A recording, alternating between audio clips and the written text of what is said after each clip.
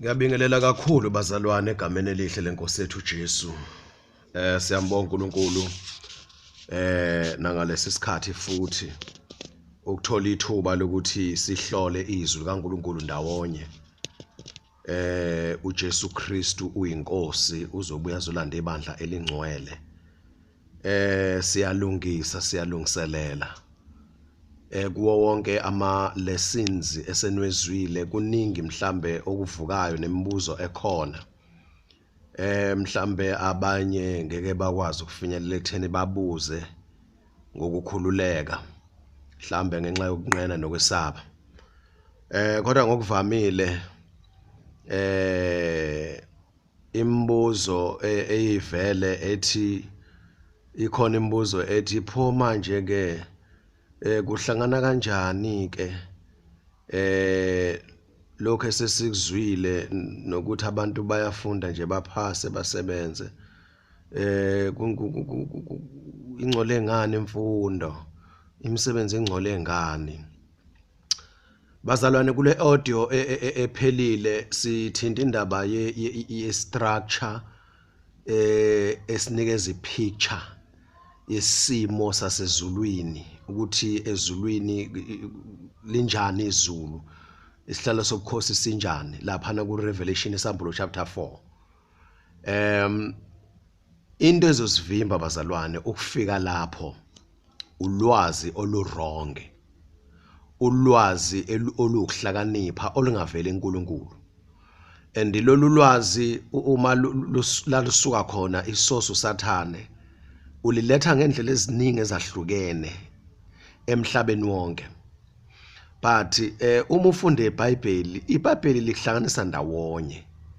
Noma ke iningi lethu lithi lichaze ngengxenye eyodwa lingaqoqi ndawonye, kanti iBhayibheli liqoqa ndawonye uma uNkulunkulu esekwambulela usudadishile.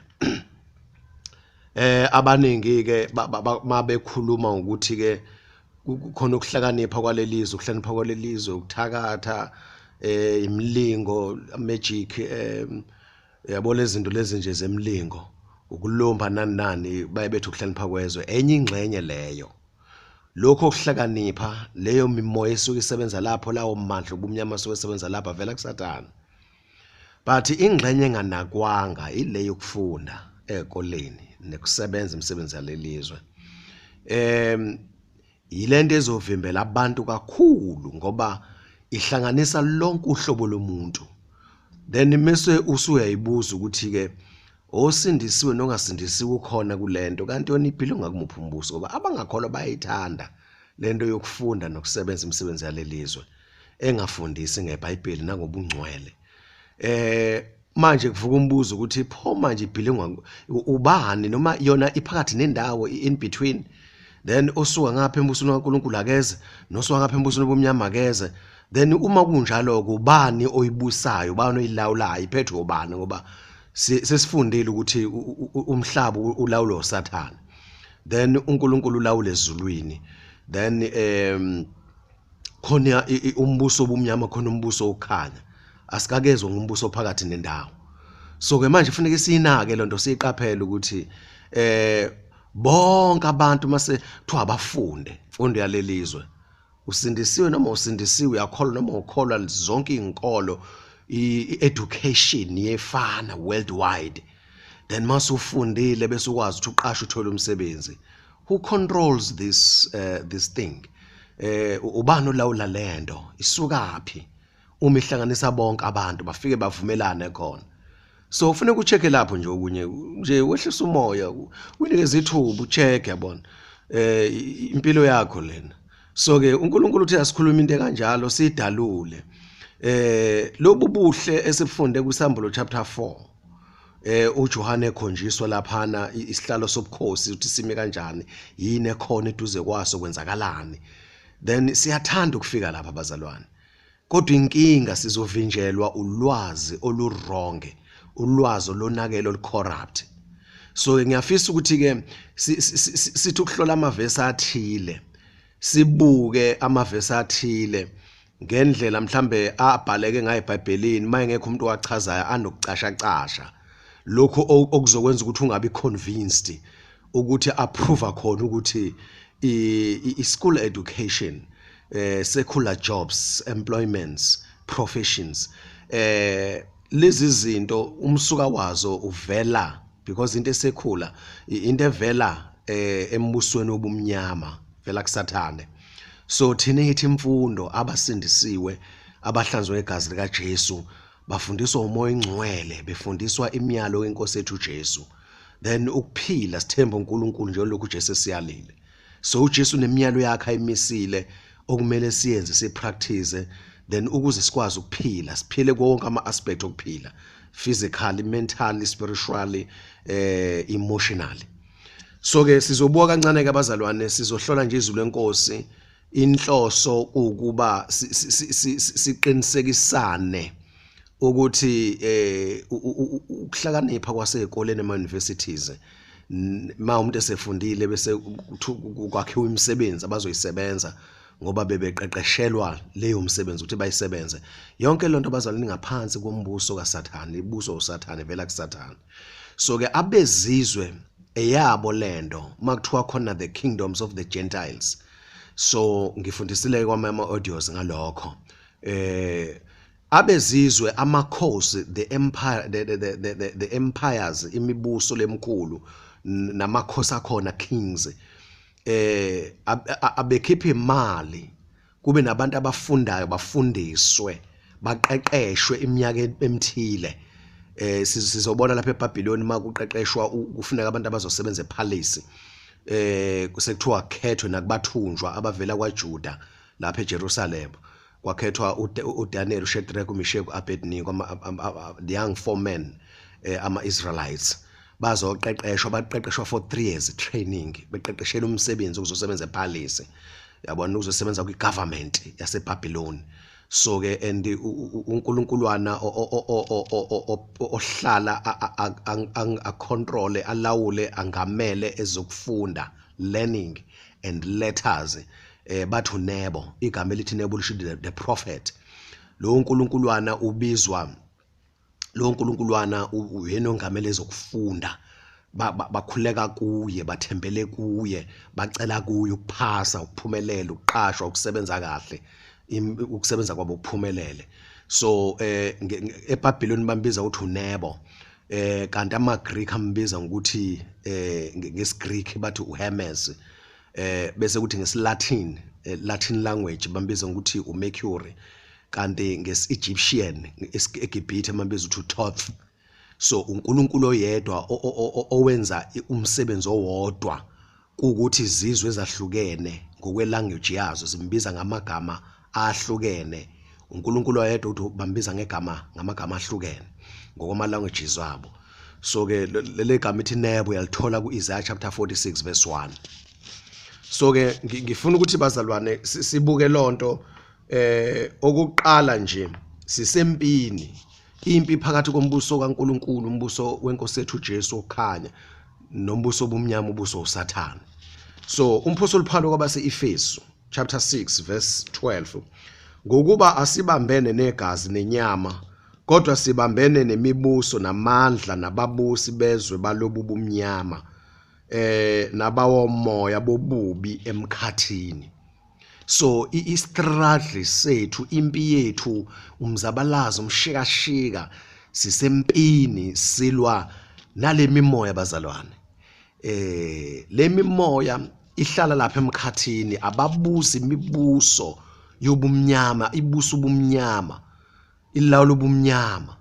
So ke imfundo yokukhanya, uDavide khona lapho noma incwadi yamaHubo ebhala khona ukuthi izwi lakho lisibane enyaweni zami, likukhanya endleleni yami. So amazwi uthi uJesu, amazwi ongakhulumekini awungumoya, awukuphila. So izwi likaNkulunkulu liwukukhanya, mawufunda lona uhamba ekhanyeni. Ithi inkosi uJesu kuJohn chapter 3 mhlambe lapha ko verse 9 from verse 19 wehla lithi ukukhanya kufikile ezweni kodwa abantu bakhetha ubumnyama ukunani ukunokukhanya.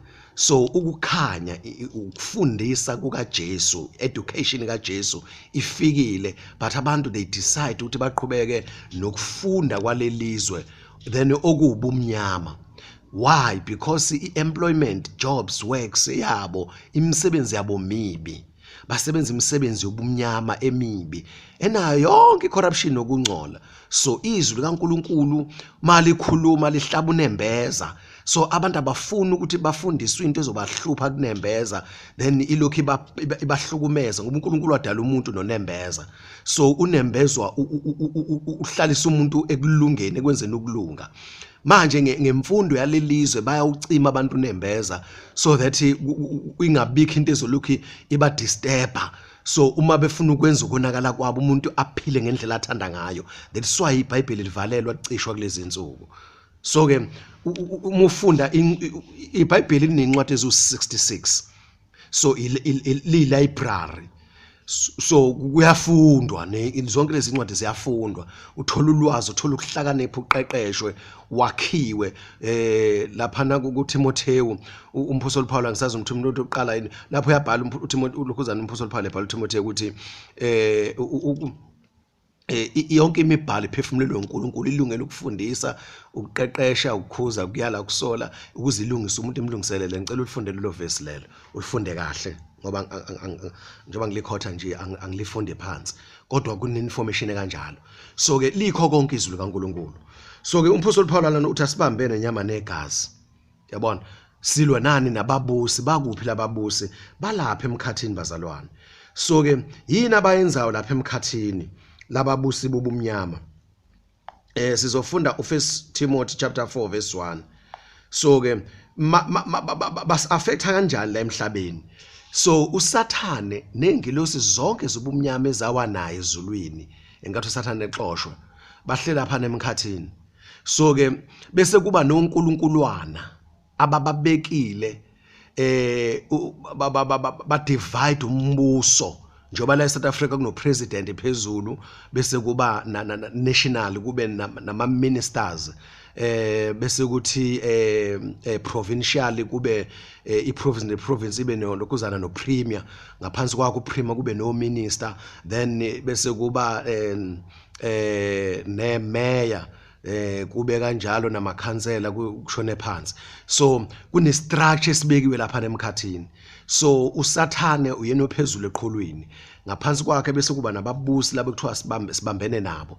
Then abanye ababhali beBhayibheli njengoPetru noJakobe bathi isithe esinguSathane siyabhodla. So bona bakhomba direct lephezulu. La umpostoli Paul ukhomba lapha kwicabinet yakhe uSathane emkhathini ukuthi sibambene labantu bathatha lezi zinto kuSathane, uSathane sehliselela abantu laba bazihlise njengoba kusuka kupresident nje kwehla downwards kuze kufike on a ground level la eSouth Africa noma ku system yepolitiki, kwi government yepolitiki. So ke nalombuso obumnyama ke nawo ke une order yawo, unokuhleleka kwawo, kuhleleke ngawo.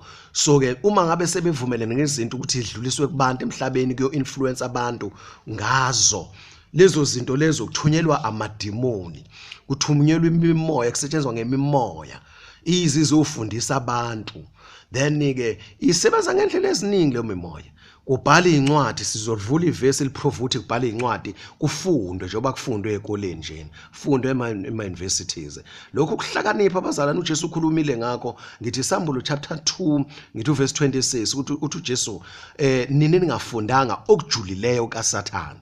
So ke njengalokho nathi sifunda izinto kaNkuluNkulu ejulile, sithatha inkosi uJesu sifundiswa umoya engcwele. Then kanjalo ke nasembusweni walelizwe olawulwa uSathane kuyafundwa. Then kodwa information idluliswa yambulwa imimoya engcolile, imbulwa kubantu. So ke ngokufunda umuntu avela benokuhlakanipha, abhala incwadi, kufundiswa izingane lapha ekoleni, kusetshenzwa imisebenzi ukuthi lento ejulile, okubuka imathematics indlela ejule ngayo.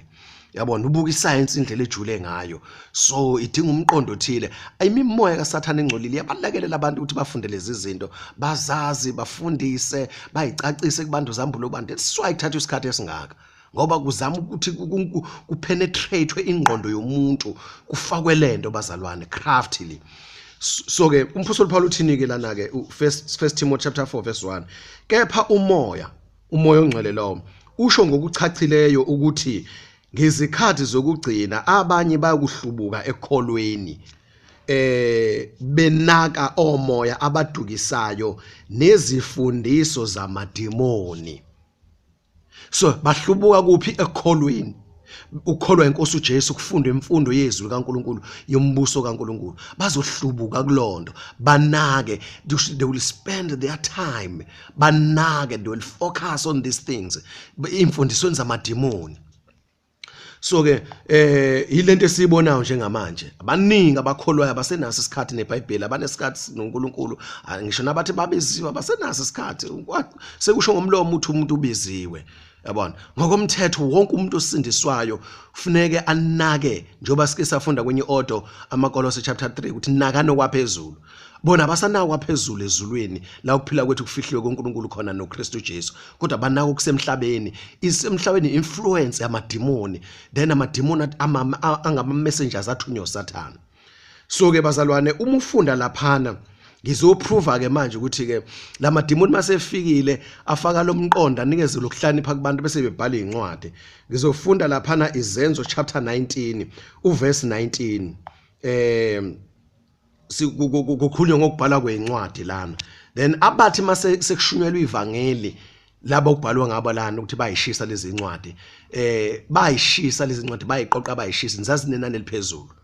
So ke uma ufunda uchapter 19 wehla nawo from verse 19, mhlawumbe uzofika lapha na ko verse 27 verse 35, then ngizothi ukuchaza kancane ake sifunde uverse 19 chapter 19 Izenzo verse 19. Kepha abaningi kubo abenza imilingo babuthela ndawonye izincwadi zabo, bazishisa phambi kwabo bonke, bahlanganisa amanani azo, bafumana ukuthi ayizinhlamvu zesiliva ezizinkulungwane ezingama-50. Right, iproof le yokuthi lento yemfundo yasesikoleni into eyodwa, yabona, into eyodwa nalento ye-magic, lento yesosari ukuthakatha, yabona, into eyodwa. Laba bathi mase bephendukile bashisa incwadi, usuyabona ke manje ukuthi incwadi kubhala incwadi, lezi incwadi bayibhalwe njena kunothisha, yabona, abanalokho kuhlakanipha bekunikezwa amadimoni, kufuneke bakudlulisele kubantu. So kufundiswe, kutrainwa abantu, uma sebephasile sebequalified bese beyosebenza, ngoba iplan likaSathane uthi uyakha wakho umbuso wakhe. So vele uSathane wayefuna ukuyiphakamisa bengaphezulu kaNkuluNkulu. So ke manje ufuna ukuqhosha ayibona ukuthi uyakwazi ukwenza. Yilento ke yenzakalayo njengamanje. So nje umphuzo Paul seshilo 1 Timothy chapter 4 verse 1 ukuthi ke abaningi bulahla ukukholwa insuku zokugcina. Umoya Ngcwele uyikhulumile lento yambula ngomoya eyincekweni zakho umphuzo Paul ukuthi bezwa bakhuluma baprofeti ukuthi ngibona idisaster ensukwini zokugcina, abazalwane bazolahla ukukholwa, abantu bazolahla ukukholwa, banaka omoya, banake izifundiso zamadimoni. So lezi ifundiso ke kubantu zifika through literature. So ke njoba ngeke ngakhuluma ngendaba ka Isaiah chapter 46 verse 1 ukuthi uNebo is a god of learning, uNkulunkuluwana wezokufunda, kanjalo nani ne letters. So eBhabhiloni abafana bamaJuda baqeqeshwa phe eBhabhiloni. So eEgypt bazalwane nakhona futhi siyathola ukuthi ifundiswa zakho zikhona lezi ifundiswa ezifundile incwadi zakhona. Sizokhumbula ukuthi uMoses wayefundile ngemfundo yaseGibhithe njengoba akhulela khona uMoses, but uNkulunkulu uma esezomsebenzisa uMoses ngokwentando yakhe yasembusweni wakhe, sithola ukuthi kwabiza ukuthi uMoses sesisukile eGibhithe athatha u40 years ehleli noNkulunkulu, uNkulunkulu ekhuculula lelulwazi lwaseGibhithe emfako lwakhe. Then emva lokho asemthumela eGibhithe ukuthi ayokhipha abantwana baIsrael. Waphinda futhi uNkulunkulu wamnikeza imithetho sebezohamba another 40 years ehlane. So akukho la kuvela khona ukuthi uMoses wasebenzisa ukuhlakanipha kwaseGibhithe. So uNkulunkulu wabiza ukuthi amflash out yonke le information, le knowledge, le understanding, le wisdom yaseGibhithe. So ke nathi bazalwane ma sekufika uJesu kubiza ukuthi sikhucululwe, khishwe lolwazi lwasezweni. So umufunda ke izenzo chapter 14 verse 12 uMaphostoli Paul lana uyaveza ukuthi umbhali la uyaveza ukuthi kunonkulunkuluwana abawe bevele ezulwini.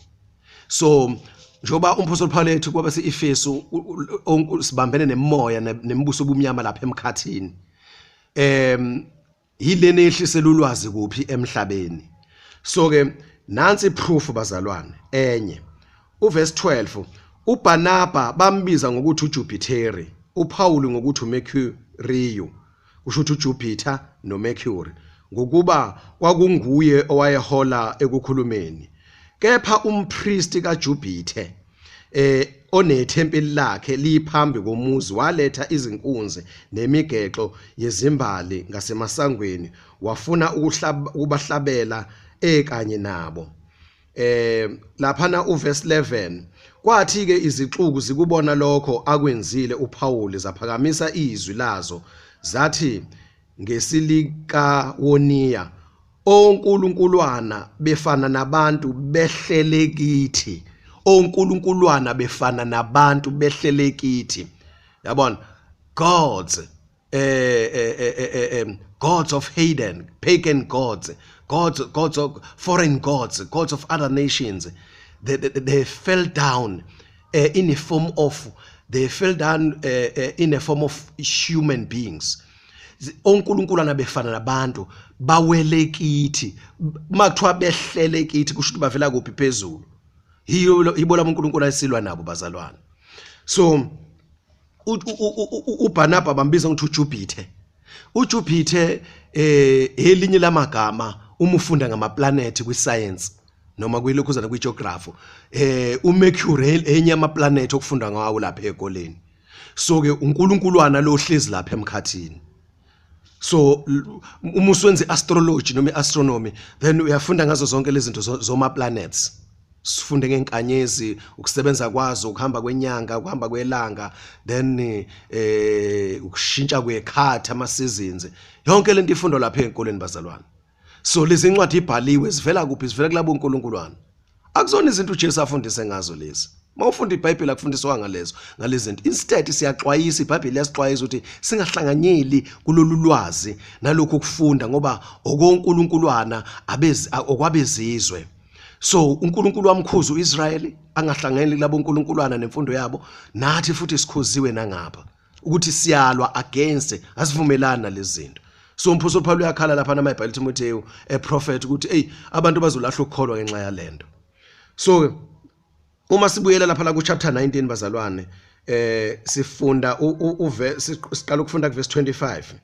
Chapter 19 from verse 25 lifundeka kanje.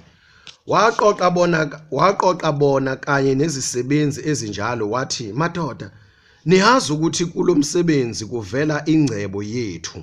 Okay, ake siqale lapha nabazalwane ku verse 23. Then uMaphostoli Paul sebeshumayelile kuphenduka abantu kushisa incwadi lapha ku chapter 19 verse 19. So ke manje laba abantu asebephendukile beshisa incwadi then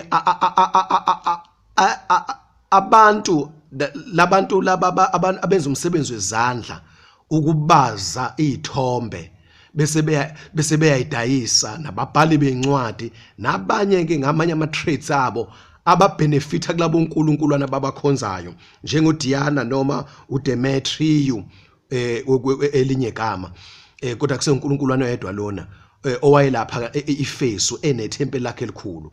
So ke abantu ababebenefita kulezi zinto bavukela uMaphostoli Paul kwaba neriot kwaba nesipitipiti esane sokuthi balahlekelwa ama client. So ama business abo mawufunda le ndaba nje from 19 wehlushona ezantsi ama business abo ayaphazamiseka. So kwaba neriot kwavukela ingceke zenkosi ukuthi manje abantu sebesindisiwe sebehlukene nalemfundo sebeshisa incwadi uyabona. So ke ingakho ke namhlanje masikhuluma kanjena abazothatha inqumo bazovukelwa ngoba manje kusho ukuthi ke lo muntu okudliwa ngaye labo somabhizinisi abadla ngalaba bantu bazolahlekelwa ama client.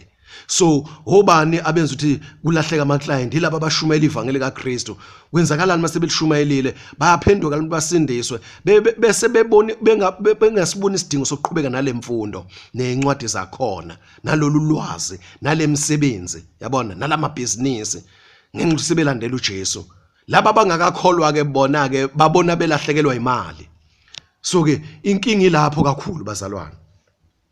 Right, bese kuthiwa lapha na ke uverse 23 kepha ngaleso sikhathi kwavela isiphithiphithi esingesincane maqondana naleyo ndlela indlela capital letter N kusho ukuthi that way yipi yona kaJesu indlela enguJesu bonke ababelandela uJesu encwadini yezenzo babebizwa kuthiwa abantu baleyo ndlela abantu bakaJesu Kristu. Verse 24 ngokuba umuntu othile ogama lakhe linguDemetriyo umkhandi wesiliva owenza amathempelana esiliva kaDiana. Sorry ngikhuluma ukuthi uDemetriyo elinye igama lika Diana. No, uDemetriyo umkhonzi okhanda ini umkhandi wesiliva owenza amathempelana esiliva kaDiana. So amathempelana lezo zinto kuthiwa temple shrines, ama shrines la onkulunkuluwana kubekwe izithombe zabo khona bese kuzokhulekwa. Uyabona abantu babuza impilo lapho mabene inkinga babeka inkinga zabo bafuna ama solution. So igodlo zamathempeli onkulunkuluwana lapho kuthandazwa khona ama shrines. So ke uDemetriyo umunye wayumbazi ekhanda lawo mathempeli lawo amathempeli kaNkulunkuluwana uDiana. So ke manje uthini ke wazusiza kakhulu abakhandi besiliva inzuzo engencane waqoqa bona kanye nezisebenzi ezinjalo. Ufunde ngesingisi leli verse. So people of similar trades yabona i-trade business umsebenzi umuntu awusebenzayo azuze kuona athola inzuzo kuona trade. So ke onke ama trade aye benefita ezuza ekwakhena amathempeli okukhonza lesithixo uNkulunkuluwana uDiana. So uDemetriyo wabaqoqa laba bantu yabona wathi madoda niyazi ukuthi kulomsebenzi in this trade kuvela ingcebo yethu ila siphila khona kuvela ingcebo yethu angithi uyezwa ke. So ke namhlanje nje basikhuluma ukuthi i-school education impi bazalwane abaningi baphila ngayo lento bayasebenza banamabhizinisi yabona nje ngikhuluma nani bazalwane ngoba ngikholwa ukuthi ningabaka moya. So umuntu ongekho kumoya ngeke zayizwe lento. So manje kuphilwa ngayo lento. So uma uzokhuluma ngalento idalula ukuthi umbuso obumnyama iyasingcolisa isenza singakulungela ukuhluthwa inkosi uJesu. So abantu bayacasuka bayathuthela ngoba nje bazolahlekiselwa ngenzuzo yabo ngengcebo yabo abaphila kuyona. So awumagine nje ukuthi abantu babenefita kanjani isikole nje sisodwa ungakakhulumi ngama department. So khona ama transport yabona athuthi ingane ibusiness njalo leyo yabona. Then khona othisha ekoleni khona abadayisayo badesela ingane kuningi nje bazalwane ekoleni ziyafix ziyakhandwa ikole abasebenzayo mazonakele ziyafixwa abafaka ama aircon abalokhoza nama heater abaletha ama computer. So maningi ama trades akhona yabona akhona abantu abaphila ngawo abakubiza ukuthi ama-business abathola ngayo ingcebo nenzuzo. Just only Department of Education you can think of many things yabona ezingamabhizinisi under abantu abazibenefita ngaphansi kwe-department okuthiwa yakwe-education. So ke uma uthi uzokhuluma udalo lezo zinto lezo abantu kufanele badele konke. Ngikhuluma nabantu abasindisiwe abamukela uJesu abakholelwa ukuthi benza intando kaNkulunkulu emhlabeni bahambe baye ezulwini. Ongamfuna uJesu into yakhe leyo uphila ngayo uyikhethele. And njengoba sengichazile kwamanye ama-order ukuthi uNkulunkulu masebhubhisa umhlaba labo bantu bazobhubha iqiniso lisho njalo. So bayikhethele. So ke asikhulumi nalabo bantu ke yabona ngaphandle mabefuna ukuphenduka ke basindiswe. Well ke sikhuluma nabo ke futhi ke bamukela uJesu abe inkosi nomsindisi bese bedela konke futhi balungele nabo uhlwitho futhi. So ke ubuye uze kwi-Department of Health. So mangakanani ama trades akhona yabona abenefita maningi bazalwa ngasiwacabange maningi. So bayaphila abantu ngalezi zinto. so ke egcineni kwakho konke vela abantu bazoxabana nawe ma ukhuluma ngento ukuthi lento ayikho right yabona kufanele ishiwe so abazothatha isinqumo sokuthi bayilungiselela uhlwitho bayishiya lezi zinto bazothuka laba bangaqondi then bese beyabaqala bebawaliswa ayiqali lonto nansi siyayifunda la eBhayibhelini izenzo 19 so ke uverse 26 kepha seniyabona niyezwa futhi ukuthi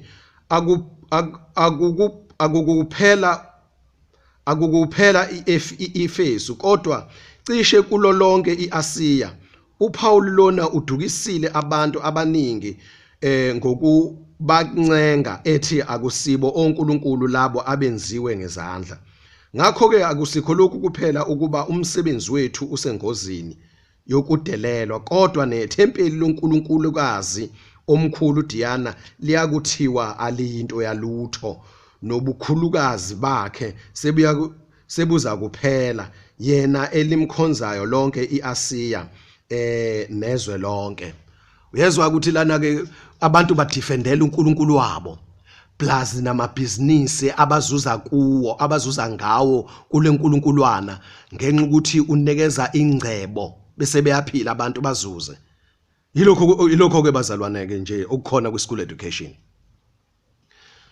right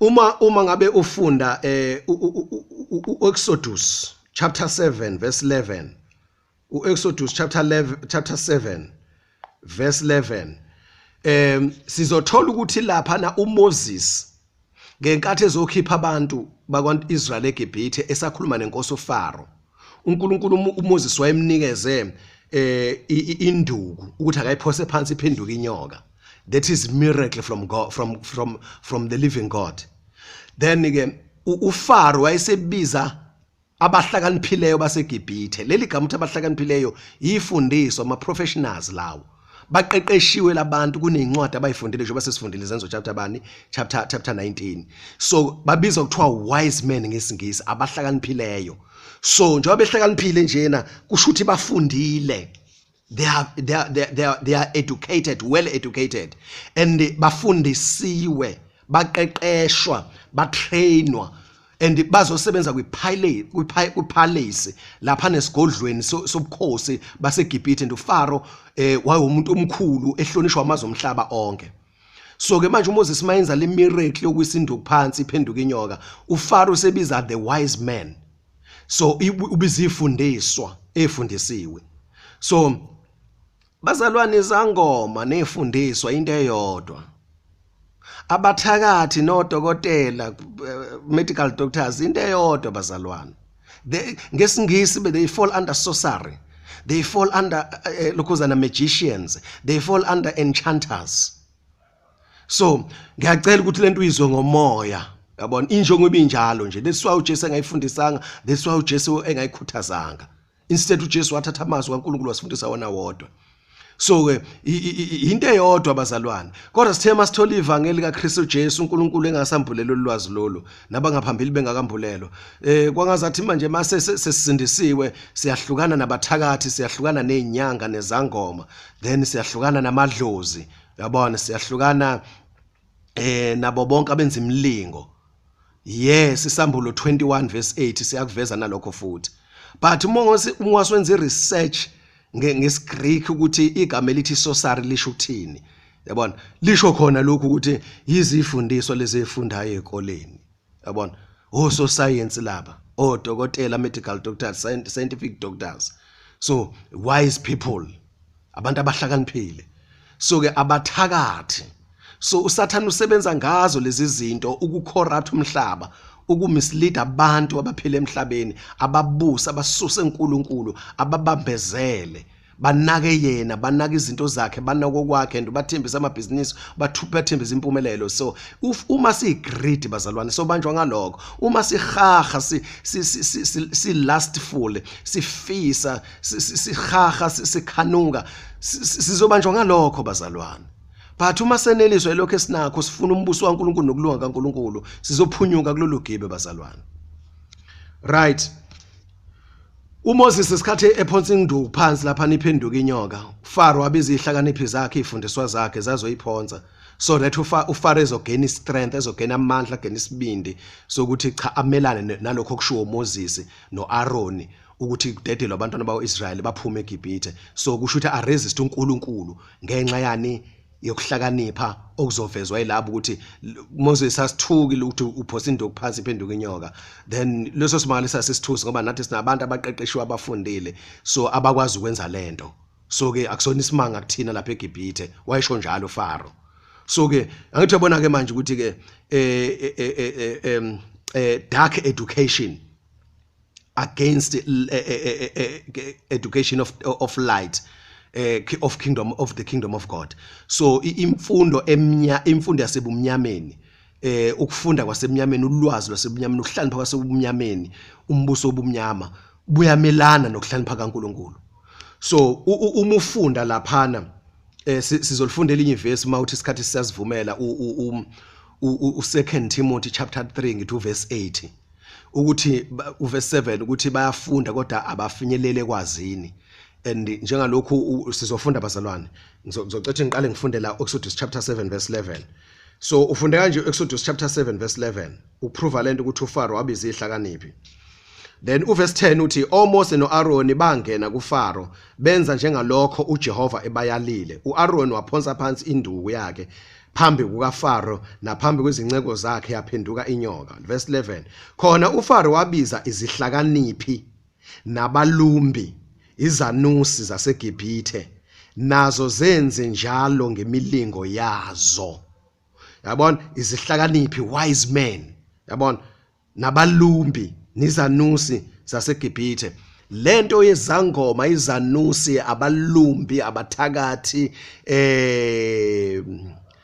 ama professionals, ifundiswa lezi, then ifunde ekole nasema universities, it's one and the same thing, and it belongs into one kingdom.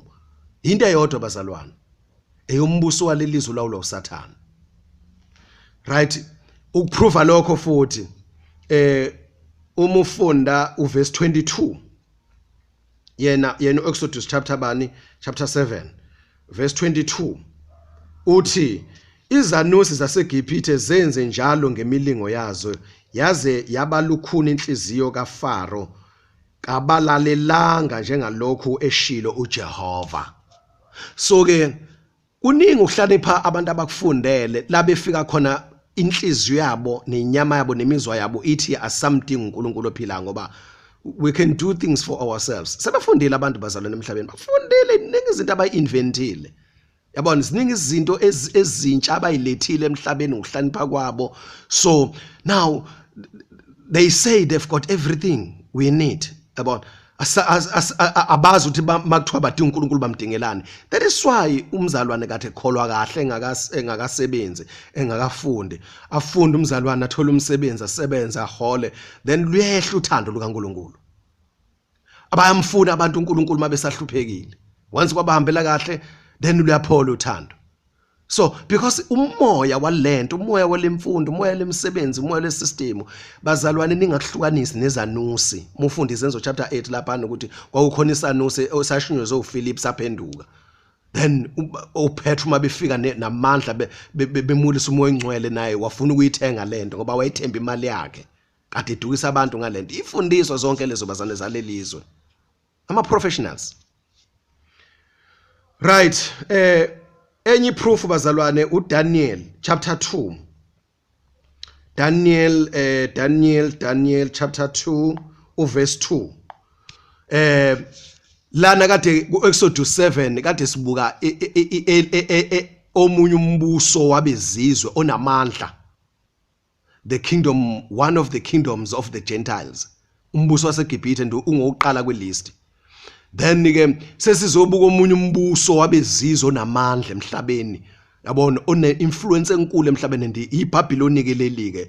Okuyilona iBhayibheli elivezayo ukuhlakanipha kwalo. Oqale laphana kuGenesis chapter 11 futhi okuzovala ngalo laphana kuSambulo chapter 18. So ke yifundiswa zonke lezi nokuhlakanipha kwazo bazalwane.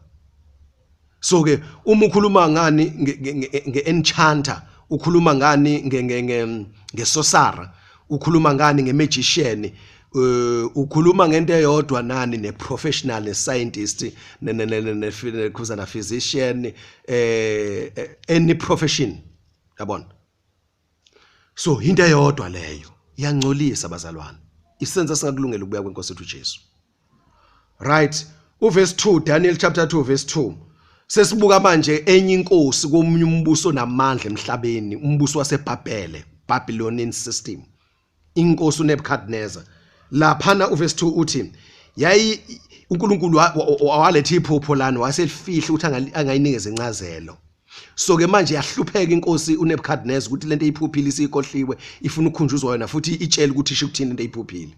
So ke kanti uNkulunkulu wayefuna ukuyibonakalisa ngenceke yakho Daniel. So ke the first thing mabe nenkinga lamakhosi ezizwe, ababusi balomhlaba, yabona,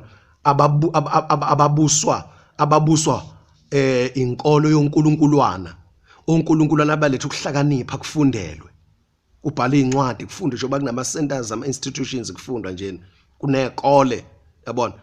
Awucabange nje bazalwane izikole ezigcwele umhlaba wonke, yona into ephila abantu abaphila ngayo, into econtrol abantu elawula abantu, yabona. Ngisho singabazalwane kunzima ukuthi masihlangana sabazalwane ngithi hawu zinjani ingane zakho zinjani spiritually, ziyafakaza njengoJesu? No, sithina esikhole sisidisiwe, asikhuluma izinto zasembusweni. Hawu usefunda abantu Nkosi yami, uphasile nje esikoleni, sikhuluma ilanguage yabezizwe ngendlela lento enomoya ostrong ngayo bazalwane. Masihlangana sikhuluma izinto zokamoya, izinto zikaNkulunkulu. Hawu ingane zakho seziyakwazi nje ukuthandaza, hey seziyazi nje incwadi kaMateyu yonke, yabona, seziyaqonda nje incwadi yesambulo sonke isambulo, sefundile zagcineni nokufasta njengomndeni bazalwane, ngcineni ukufasta nomndeni. Asikhulumi lo nto bazalwane. Hawu uphasile nje, hawu usewutholele nje umsebenzi, hey kuzolunga kuhamba kahle, hayi useyasebenza, sekunokuthi sikhuluma nje ilanguage yesezweni. Right, Daniel chapter 2 sithola lana inenkinga ke inkosi uNebukadnezar. Then into yokuqala nje eyafika kuyo ukubiza ihlakaniphi. Lalela, yayisi iyaleza inkosi ukuba kubizwe izanusi nabathwebulayo nabalumbi namakaledi ukuba bachazele inkosi amaphupho ayo, bangena bema phambi kwenkosi. Right, igama elithi amakaledi, Chaldeans, igama elisho ukuthi wise men, elifana nalela de silifunda lapha nakuExodus chapter 7 uverse 11 ukuthi uFaro wabiza ihlakanipha, abahlakaniphileyo, abafundile. Chaldeans, igama elithi Chaldean, abantu abafundile, yabona. It's a top class yefundiswa, yabona, ezayihlonishwa, okwakwazi ukuthi ubest wefundiswa, abantu abaqeqeshwe imfundo, a high and perfect education, high education in the kingdom. So ke uma ngabe kunenkingi ibona bokuqala ababizwa inkosi, because baqashwe ugovernment waseBabylon. So ke yabiza bona ukuthi ake nizongichazela nakho I'm troubled by iphupho engiliphuphile. Kwabizwa bona. Ngeshwa ke bahluleka ukusho ukuthi inkosi iphupheni nokuthi bachaze ngoba into ayivela uNkulunkulu lena, and uNkulunkulu wayezohambula ngomoya wakhe. Zahluleka lezi hlakaniphi lezi. Then kwaze kwa isolution yalethwa uDaniel, naye sizomoya ongcwele kaNkulunkulu. So ke usuyabona ke manje ukuthi ke ukuhlala phakathi kwalelizwe bazalwane akubasiza abantu, kuyaphela. So uNkulunkulu mayesathula usuke esathule nje, uNkulunkulu khona lapha avela khona. Njoba ngikhuluma manje uNkulunkulu ngithumile ukuthi xwayiswe ibandla, because uNkulunkulu uzodila nayo yonke le wisdom lokuhlakanipha, njoba ngikhulumile kwenye order bazalwane elandelwa yileni, ngokuhlakanipha ukuthi uSathane ubusa lelizwe ngokuhlakanipha kwakhe. Right, so ke bazalwane ake ngibuyele lapha ku 2 Timothy chapter 3 njoba ngithembisile.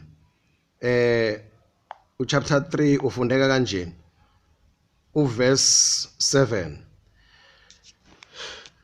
Verse 7 uthi befunda njalo kepha bengeke bakwazi ukufika ekulazini iqiniso.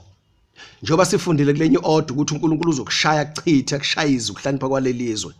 So these people bayafunda, they always learn, they always study, but ngeke bafinyelele ekulazini iqiniso bazalwane. Iqiniso likaNkulunkulu ophilayo alitholwa ngokufunda kwalelizwe, litholwa ngokuthi umuntu enzelwe umusa, akholwe iNkosi uJesu, aphiwe isipho sikaMoya oNgcwele, bese uNkulunkulu emambulela ngokuthanda kwakhe lokho amambulela khona. Umusa kaNkulunkulu bazalwane osisizayo, hayi ukufunda kwalelizwe. So ke mase sesikholwa sisindisiwe, senzelwe umusa, singenzanga lutho oluhle, kufanele sibambisise leyo ndlela bazalwane kaKristu Jesu, enguKristu Jesu. Yabona? Because akamsani bazalwane. Siyaguqula ama-Romans chapter 12 verse 2 uthi niguqula isimo senu ngokwenziwa ibentshi ingqondo. How do you transform a mind of a man? Uyiguqula ngokuthi umnikeze ulwazi, umshintshe kulokho akwaziyo, umfake kolunye ulwazi. Besazi imfundo yalelizwe, sazi imisebenzi yakhona, sazi impumelelo yakhona, but manje sesithola ulwazi lwaphezulu. Njengoba ngikhuluma kanjena sithola ulwazi bazalwane. Right? Befunda njalo kepha bengeke bakwazi ukufika ekulazini iqiniso. Verse 8, njengoJane noJambre bamelana noMose, kanjalo laba bamelana neqiniso, abantu abonakele ingqondo, abehluleka enkolweni. So uPaul ushumayela ivangeli kunabantu abamelene naye ngenxa ukuthi bafundile, bayafunda kodwa manje abafinele ekulazini iqiniso, bafuna ukuyiveza bekholwa kodwa lesimtime futhi nokufunda kwalelizwe bayakuthanda. So manje bamelana neqiniso ngenxa yele corruption yemfundo yalelizwe abanayo, abaqhubeka nayo, engabafinyelelisi ekulazini iqiniso. Usethi ke umpostoli Paul ke njengojane kanye noJambre bamelana noMose, yilaba bathi sikhuluma ngabo ke uExodus chapter 7 uverse 11. Bamelana noMose ukuthi nabo benza imilingo yabo le yokufunda kwabo, baphonsa ilokhuzana induku phansi. Then yaphenduka inyoka. uFaro yenza likhona inhliziyo, wangalalela lokhu, wangalalela uAaron noMoses lokho kusho uJehova abathume khona ukuthi akakhulule abantwana baIsrael. Namhlanje abazalwane bafuna ukukhululeka, abafuna ukuphuma kuma world systems. Bayamelana neqiniso, bayaphikisana neqiniso, bayenza likhona inhliziyo yabo, bayiqinisa ngoba bebenjezwe lokho kufunda. Right? Laba ke abantu abonakele ingqondo.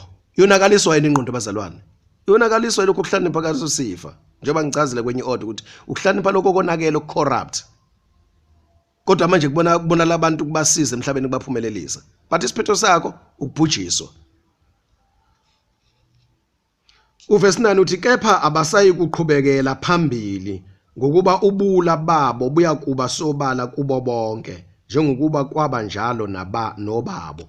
So ke laba bantu ngeke besaqhubela phambili bazalwane, nathi masingafuni ukuphuma ngasiqhubele phambili nalokuhlakanipha kwalelizwe, ngoba ubuwula sifundile lapha no 1 Corinthians chapter 3 verse 18, 19, 20 kulenye order ukuthi uNkulunkulu ukuhlakanipha kwalelizwe kuwubula kuye.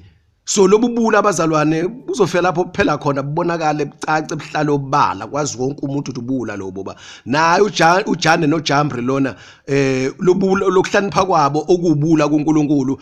Then noma bayenza lezo mangaliso zabo bayenza bademonstrator badisplaya lokho okuhlakanipha le wisdom yabo, but egcineni abantwana baIsrael baphuma eGibhithe. Iqiniso lisho njalo, yabona. So ke inceku zikaNkulunkulu igcwele amandla, igcwele umlilo, zingekho zingayihlanganisile nokuhlakanipha nesystem yalelizwe. Abapostoli beNkosi uJesu uNkulunkulu wayebasebenza ngendlela emangalisayo, benze imangaliso, abantu bekhululwe emandleni obumnyama. Njengoba lapha incwadi yeZenzo chapter 19 verse 19 bagcina beshisa incwadi abantu, kwakwenzeka imangaliso bazalwane. Kuphenduka izangoma, kuphenduka izanusi, kuphenduka ifundiswa, uyabona, kuphenduka odokotela, oLuka odokotela baphenduka. Then abameli laphana lokhuzeni baphepha kuphenduka abameli. uNkulunkulu wenza imangaliso kuphenduka abathelisi bazalwane, yabona. uJehova esimkhonza akusenguye namhlanje uNkulunkulu wezimangaliso, esimkhonza ngeNkosi yethu uJesu. Usangakwenza lokho masihlambulula singcwelisa. So ke bekunalokho bazalwane ukuthi ake sibuke leyo ngxenyana ngokwezwi likaNkulunkulu. Siprove bazalwane ukuthi ke impela lezi zinto ezosiphazamisa sigcine singabonanga lobu buhle ade sikhuluma ngabo kwiSambulo chapter 4. So ke ngiyacela egameni likaJesu uncenga inhliziyo yakho uyilungiselele. Isikhathi sesiyaphela manje. Siyaphela isikhathi manje. Umhlaba uyagoqwa. Inkosi uJesu ifuna ukulanda ibandla elingcwele. Ngiyabonga kakhulu ke bazalwane. Inkosi yomusa isibusise egameni elihle leNkosi yethu uJesu. Amen.